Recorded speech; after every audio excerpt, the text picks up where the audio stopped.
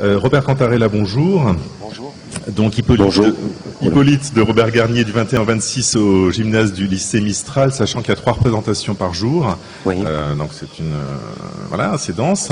Ces dernières années, vous avez été essentiellement associé à l'écriture contemporaine, avec un partenariat très fort, une association très forte avec Robert Mignana notamment. Philippe Mignana. Philippe Mignana, c'est le festival qui... vous présentez cette fois-ci un texte du XVIe siècle, donc de Garnier. On va vous interroger sur ce choix-là, mais est-ce qu'on peut dire de Garnier que c'est un oublié de l'histoire théâtrale française, ou c'est mon ignorance qui me fait penser cela? Un oublié dans la mesure où il n'est pas forcément souvent joué, en tout cas par les gens de théâtre. Après, c'est pas du tout un oublié pour ceux qui s'intéressent notamment à la littérature d'une façon large, parce que il est régulièrement lu. Et notamment lu parce que cette version de Phèdre est un peu le palimpseste ou la première version de ce que va devenir la Phèdre de Racine. Alors, par rapport aussi à une précision dans la présentation, c'est vrai qu'il y a un paradoxe à être ici, dans ce festival cette année, sur les écritures, ou beaucoup d'écritures contemporaines, parce que c'est depuis 25 ans que je travaille sur l'écriture contemporaine, et que là, effectivement, je viens avec un auteur du XVIe siècle, mais voilà, bon, c'était une parenthèse. Alors, pour quelle raison choisir cette version de 1573 de celui qui est présenté souvent comme le premier tragique? Je n'ai pas présenté votre camarade d'estrade, qui est Julien Fichera, qui est le dramaturge d'Hippolyte. Pourquoi? Peut-être alors, il faudrait repartir un peu en arrière et dire que c'est le fruit, c'est le deuxième épisode qu'on va présenter là en Avignon, puisqu'on avait déjà fait la création de ce spectacle à Dijon, et que le groupe d'artistes avec lesquels je travaille, on a fait un parcours pendant 6 ans autour de plusieurs écritures, dont certaines écritures contemporaines, bien sûr, et on est passé par Garnier à un moment où on voulait, entre nous et avec le public qui assistait, faire un réglage sur un langage qui a priori est très loin de nous, qui nous paraît très étranger, pourtant c'est bien une langue qui a été une langue dite française, mais qui nous paraît à l'oreille comme un langage hors de la communication immédiate. On se disait, il faudrait passer par cette langue, simplement comme pour régler un peu l'énonciation entre un sentiment et l'expression du sentiment, entre un affect, entre une idée, entre un concept, et on s'est dit, prenons cette langue de Garnier, qui est sans doute une des plus belles, au sens d'une des plus, je dirais, des ajointées, qui est sans doute un des joyaux de la littérature française. On s'est dit, prenons-la, l'histoire est assez simple, elle est connue. La fiction, en plus particulièrement dans cette pièce, la fiction est donnée dès le début. Dès le début, on sait ce qui va se passer, il n'y a aucun mystère. Ça ne sert à rien de rester si on veut savoir ce qui va se passer à la fin, on le sait dans les 5 premières minutes. Donc ce n'est vraiment qu'une matière de dire qui fait jouir ceux qui disent et ceux qui écoutent. Donc c'était pour ça qu'on a choisi un moment, parce que moi j'ai retrouvé les mêmes questions que je m'étais posées avec Huysmans, quand j'avais créé la première pièce de Huysmans, avec Lagarce, avec Mignana, avec Renaud, bien sûr, beaucoup. Donc je retrouvais les mêmes questions, c'est-à-dire comment réécrire le monde sans cesse, hors a priori de la sphère de la communication ou de l'immédiateté. Mais je le retrouvais avec un auteur qui a fait ça en 1573. De Garnier, vous dites il écrit à ciel ouvert. Je trouve que c'est une jolie façon de qualifier une écriture.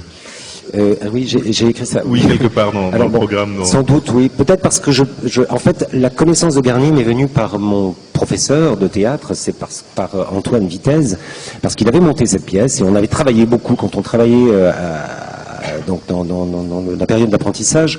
Il avait une façon un peu comme ça, iconoclaste, de mélanger ce qui normalement ne se mélange pas. Pas forcément pour désacraliser, mais de prendre une pièce de Sacha Guitry et une pièce de Strindberg, de prendre une pièce de Jean Poiret et une pièce de Garnier, et de voir ce que les collisions créaient, toujours être dans l'entre-deux et pas dans la résolution. Donc en découvrant ce texte, on a beaucoup parlé d'une langue qui n'était pas... Je vais faire en fait une parenthèse mais importante pour recontextualiser, parce qu'on ne connaît pas du tout Robert Garnier. D'abord savoir que c'est un auteur qui a été d'abord un poète, un très grand poète, il a été connu, il est né à Toulouse, puis il est venu à Paris, il était extrêmement reconnu en tant que poète quand il arrive à Paris, il est juriste, c'est très important, quand vous entendrez, pour ceux qui viendront entendre la pièce, ça veut dire que tout son langage passe toujours par la conviction, il faut arriver à convaincre le public que la cause, une des causes est juste, c'est la cause du personnage. Mais en poésie, c'est très important. Après, il va passer au théâtre. Ronsard dira que c'est un des plus grands auteurs, sa pièce est jouée régulièrement, mais tout ça dans une période où le théâtre est interdit. On n'a plus le droit de représenter, justement, à cause de l'interdiction qui est posée sur les miracles. On ne peut plus jouer à ciel ouvert, c'est interdit. Et Garnier va écrire un théâtre, alors au contraire, d'obscurité, de chambre, vraiment pour une élite. On pourrait dire un théâtre, aujourd'hui, on dirait vraiment pour des intellectuels, puisque c'est des tout petits groupes de spectateurs qui se réunissent, et il fait ce théâtre qui est un théâtre de la parole, où on vient écouter comme du théâtre de chambre.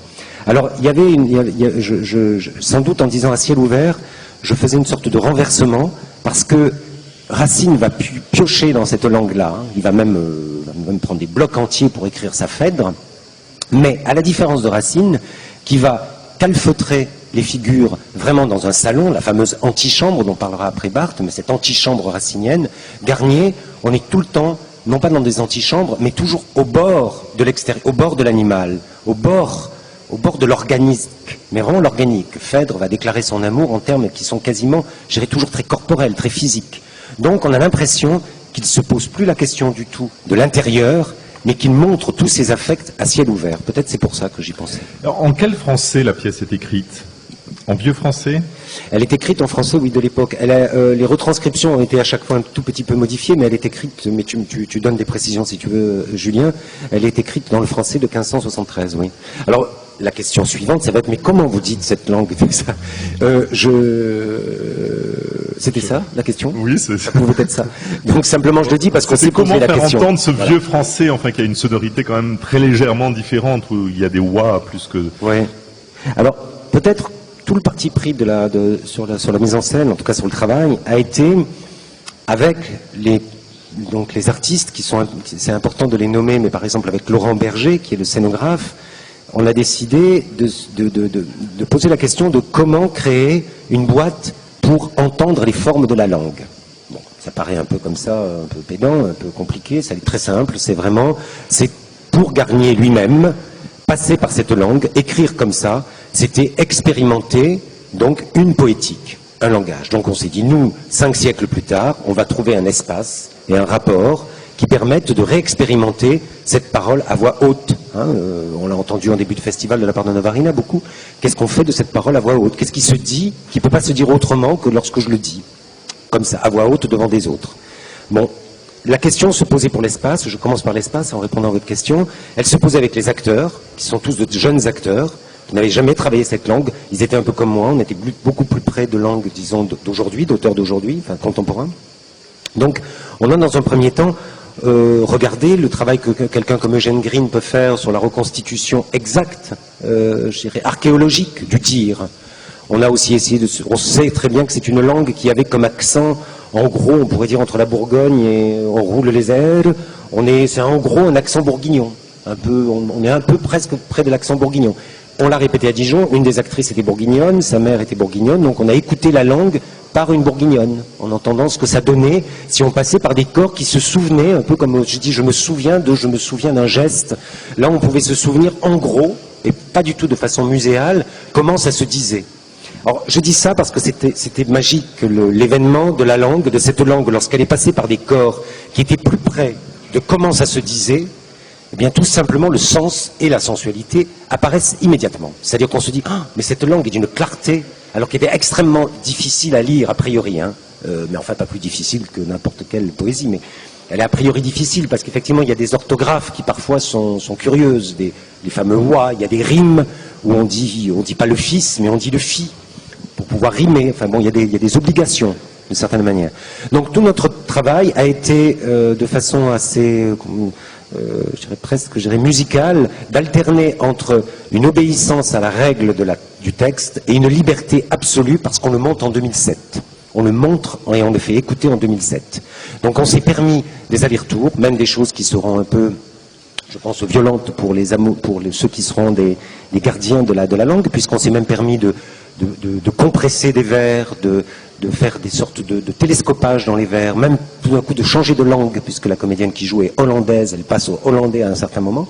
Donc on s'est approprié cette langue en essayant de tenir les deux bords de la tension et pas de se mettre au milieu. C'est-à-dire de ne pas essayer de rendre cette langue communicationnelle, mais essayer de garder ces deux choses. Voilà.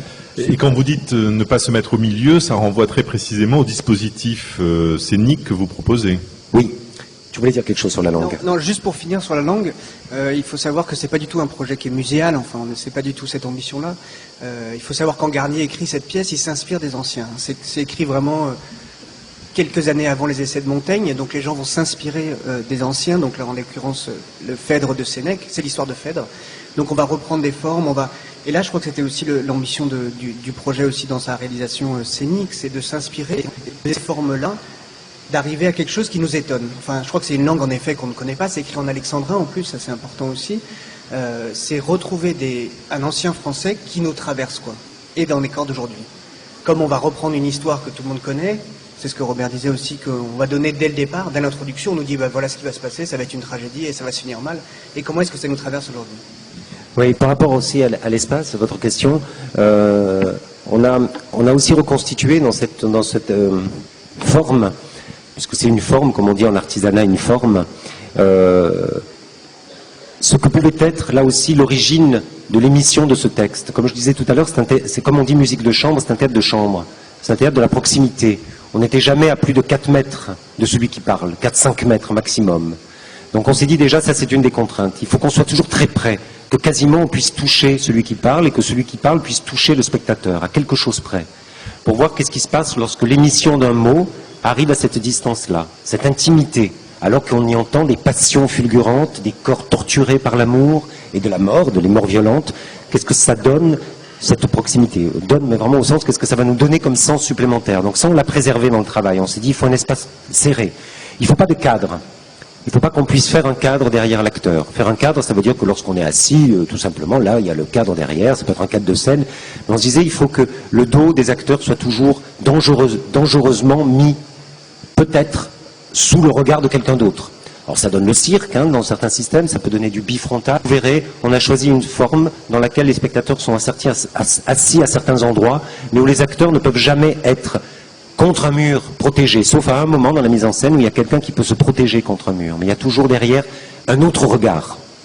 Donc ce déséquilibre, cet entre-deux permanent, ça a été aussi un choix donc, dans la forme, pour respecter je dirais pour nous, cette tension, je me répète un peu, mais c'est cette tension entre une langue extrêmement archaïque, qui est nous, mais qui n'est plus nous.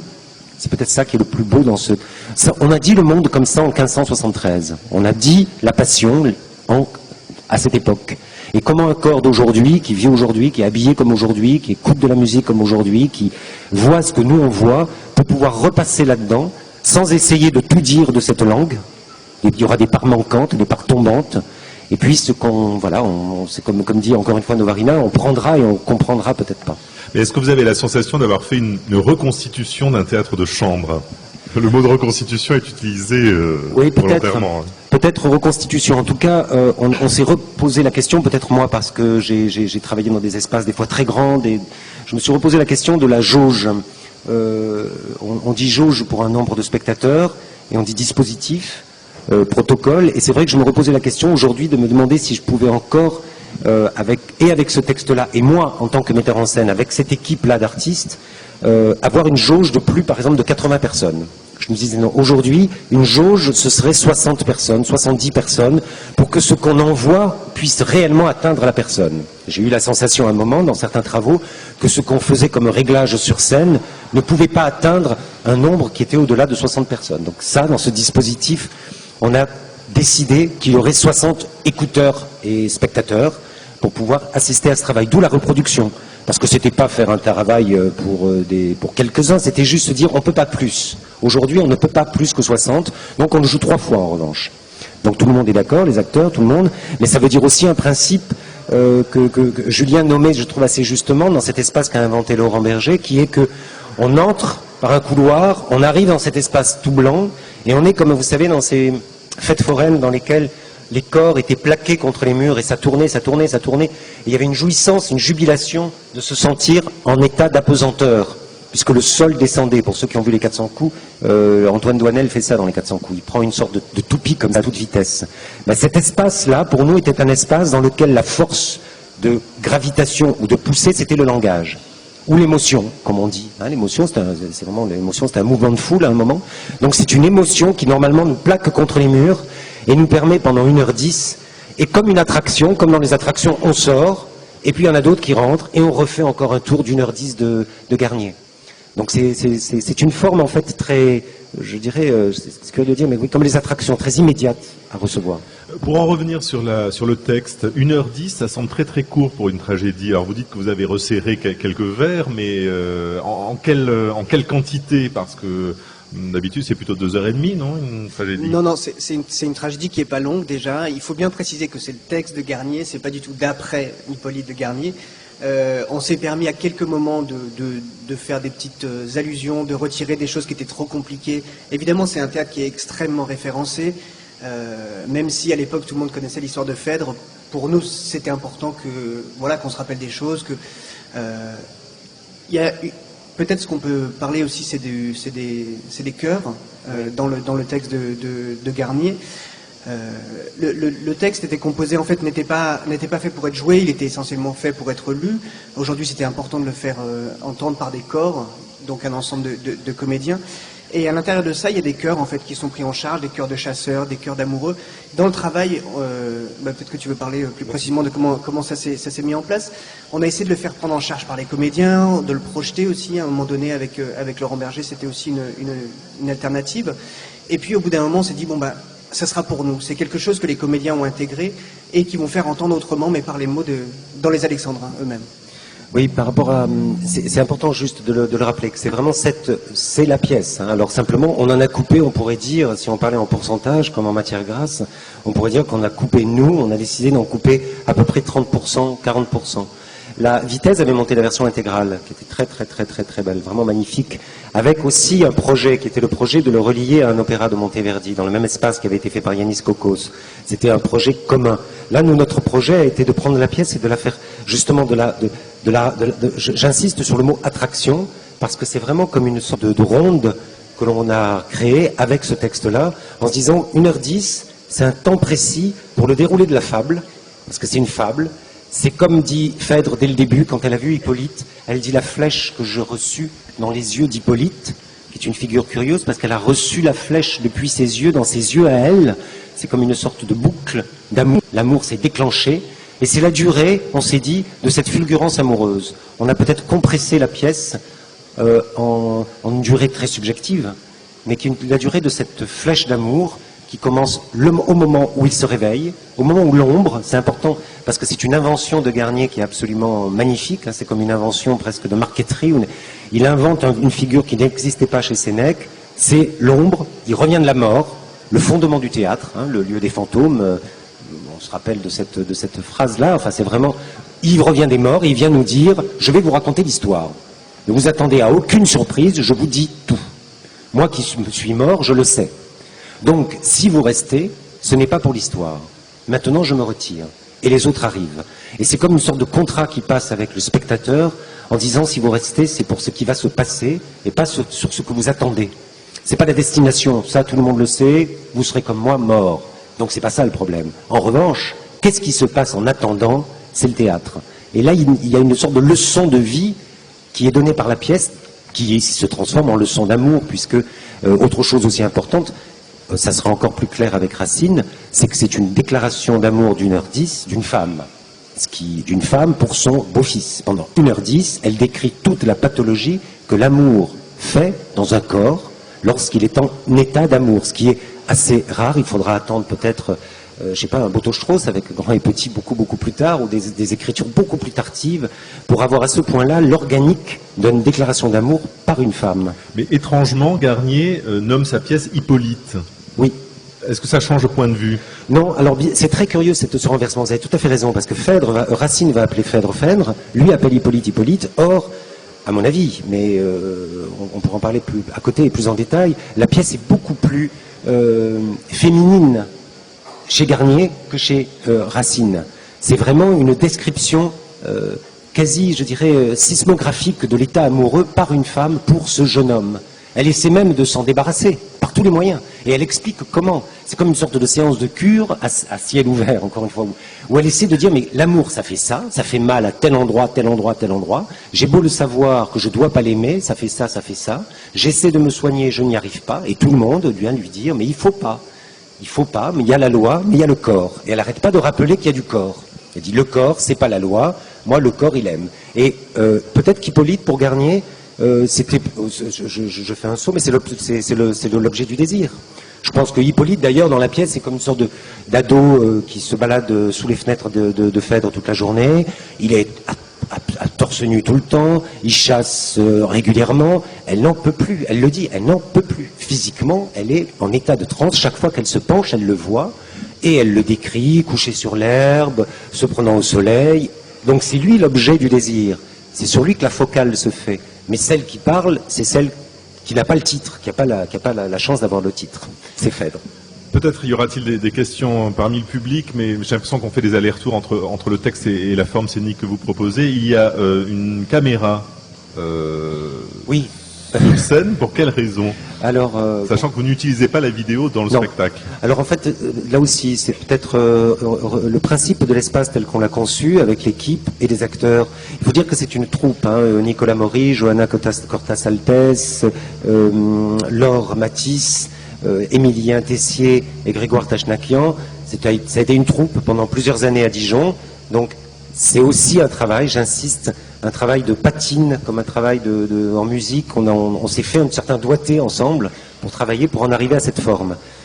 Vous verrez, pour ceux qui verront le travail, il y a deux particularités.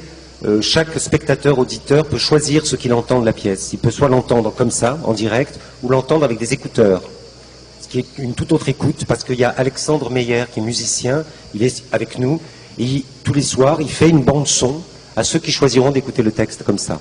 Alors à la question pourquoi, on peut choisir ou choisir, on est obligé d'entrée de jeu de choisir les écouteurs? On peut choisir de redonner ses écouteurs à son voisin, les mettre. On peut choisir d'avoir l'immédiat d'un texte mat, comme ça, quelqu'un qui parle, même sans micro, comme ça. Ou alors avoir avec micro, mais à ce moment-là, il y a un responsable de plus qui est le musicien, qui peut-être rajoutera tous les soirs des choses différentes. C'est comme une entrée double. Je dis ça parce que pour l'image, c'est pareil. En fait, il y a sur le plateau, on filme la pièce, mais elle est projetée après. En sortant, on la reprojette et on vend le DVD pour ceux que ça intéresse de la représentation. Car nous sommes très très peu coproduits par le festival et c'est un des moyens de gagner de l'argent. C'est pas vrai. Donc c'est une façon aussi de vendre le spectacle chaque soir différemment. Donc chaque représentation est filmée en direct et elle est vendue avec plein de caméras qui sont cachées à l'intérieur. À la question pourquoi, mais je me préférerais répondre une fois que vous l'avez vu. Parce que le pourquoi avant, c'est toujours des commentaires, et commentaire quelque chose, en faisant un commentaire. Donc il vaut mieux laisser ouvert et le parler quand vous l'aurez vu, à mon avis. Le mot de pièce unique me vient venant comme ça du vocabulaire de l'art contemporain à propos de ce DVD. On sait que l'acte est vierge, même répété, ce qui est le propre du théâtre, mais là vous renforcez, vous appuyez cette unicité, non? C'était simple, peut-être pour moi c'est presque plus simple, c'est parce que j'adore le cinéma. On adore le cinéma dans le sens où le cinéma est devenu un vocabulaire commun pendant les répétitions. On se parle souvent, on fait beaucoup d'allusions à cet art qui finalement, par définition, est plus populaire parce qu'il est accessible, on peut le revoir. Donc c'est un amour qui est partagé par pas mal de gens qui travaillent avec nous. Et puis, on aimait bien le protocole du cinéma, ce que le cinéma fabrique, comme tension, l'idée comme ça du démarrer, couper, cette obligation de faire. Bref, un travail autour du cadre. Et à côté, on est des passionnés de la langue, vraiment des passionnés, des amoureux du langage, justement sous toutes ses formes. Dans un premier temps, c'était ça. Si on avait une boîte à langage, comme était l'espace de Laurent, on a mis des caméras juste pour vérifier ce que ça donnerait à l'image. Donc on l'a filmé, puis on a fait un film en direct, et de ce film en direct est sorti donc une forme, et on s'est dit, mais si au lieu de le projeter, on le vendait, ça permettrait à chaque spectateur, s'il le veut, d'avoir son produit immédiatement à la sortie. Ça paraît être comme ça un gag, ça en est peut-être un, mais c'est plus vraiment une question pour nous qui est de quelle est la combustion lorsqu'on va au théâtre? Qu'est-ce qu'on retient d'une pièce? Qu'est-ce que je retiens? Qu'est-ce que je ramène de ce que j'ai vu avec les autres pendant 1 heure, 2 heures ou 5 heures? Qu'est-ce que va être, comment je vais pouvoir me débrouiller avec ce que j'ai vu et comment ça va vieillir en moi, comment ça va se transformer?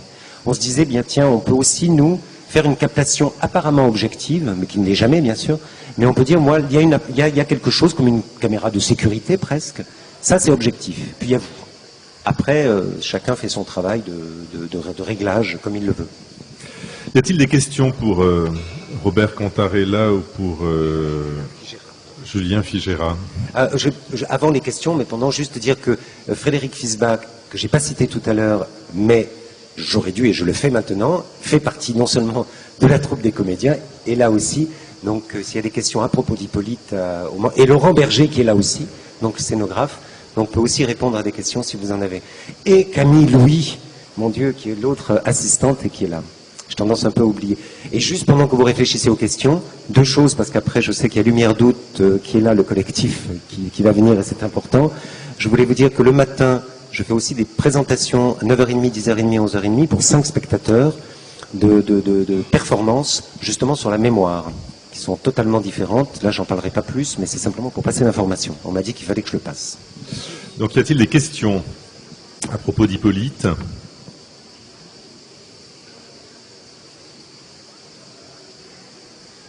Je suis sûr qu'il y en a une ou deux qui vous démangent, forcément.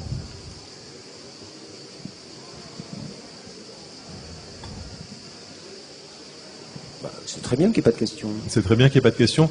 C'est que c'est clair ou que tout le monde s'en fout, mais sinon c'est clair. Moi, j'aimerais quand même savoir pourquoi, enfin, une question un peu naïve, mais pourquoi vous avez demandé à Frédéric Fiesbach de redevenir acteur? Parce qu'il s'agit presque de cela.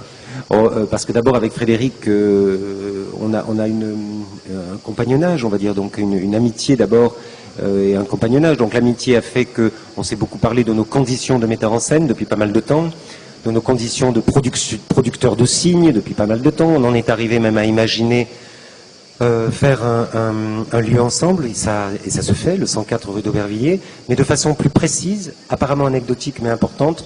Un jour, pour s'expérimenter mutuellement, vous savez, les artistes, les metteurs en scène particulièrement, sont des métiers très solitaires. C'est pour ça que je suis très content que ce soit avec vous, Collectif 12, qu'on présente, de Lumière Doute, qu'on se présente, parce que je trouve ça très bien l'idée de votre ensemble.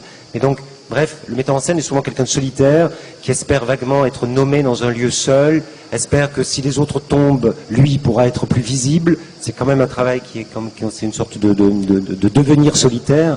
Et c'est très dur de pouvoir parler avec notre metteur en scène. Donc, en parlant avec Frédéric, on s'était dit que la seule façon de pouvoir s'expérimenter, c'est si on partage un temps de mise en scène ensemble. C'est pas évident, hein. Le couple Jourdeuil-Perret a marché pendant pas mal d'années, mais plus beaucoup. Kerguelen-Goff aussi, à un certain moment, on s'est dit on va essayer, si est-ce qu'on peut dire. Et on a commencé par faire un travail en commun, justement sur des pièces, soit du jeune Corneille, soit avant Corneille. À ce moment-là, Frédéric travaillait sur l'illusion comique. Et c'est pendant ce travail qu'on a pu expérimenter Garnier. Donc, une des réponses à votre question, c'est ça, c'est que d'abord, ça a été un travail où on était tous les deux observateurs avec des acteurs. Et puis, après, au moment où on est arrivé en Avignon, le rôle du messager était tenu par Grégoire, qui faisait aussi l'ombre. Il faisait 2 rôles.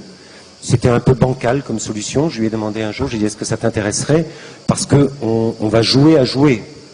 Voilà, on se connaît suffisamment pour jouer à jouer. Ça veut dire par là que tu as parlé tout à l'heure de forme, j'aime pas trop le mot installation parce que c'est comme performance, c'est tellement mis à toutes les sauces aujourd'hui que ça ne veut plus dire grand-chose.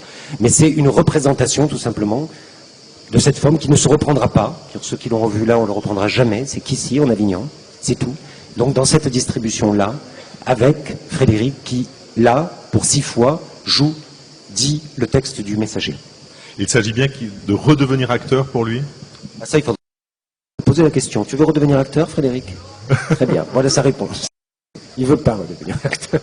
Non. Donc une dernière, ou plutôt une première question parmi le public?